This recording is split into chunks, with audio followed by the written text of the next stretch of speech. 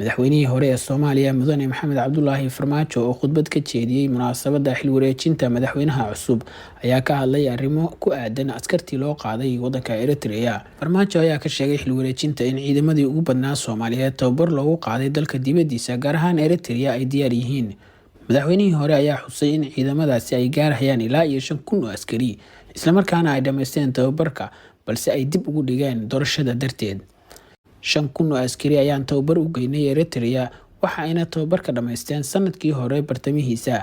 Waxaan dib ugu dhignay xaaladaha aan ku jirnay iyo in aysan saameyn doorashada dalka, ayuu yiri Mudane Maxamed Cabdullaahi Farmaajo. ujeedka ciidamada Eritrea loo geeyay waxa uu ku sheegay in la tababaro si ay qayb uga noqdaan dagaalka adag ee lagula jiro kooxda Al-Shabaab.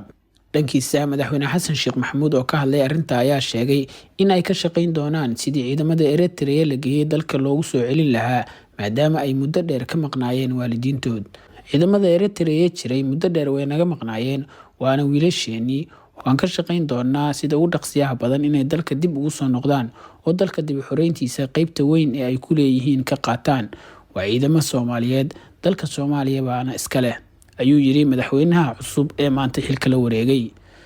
si kastaba dood xoogan ayaa horey uga dhalatay ciidamada Soomaaliyeed ee la geeyay dalka Eritrea iyadoo mar la soo wariyay in laga qayb galiyay dagaalkii ka dhacay waqooyiga dalka Itoobiya, taas oo uga sii dartay walaaca ay ka maqnaayeen waalidiinta caruurtooda.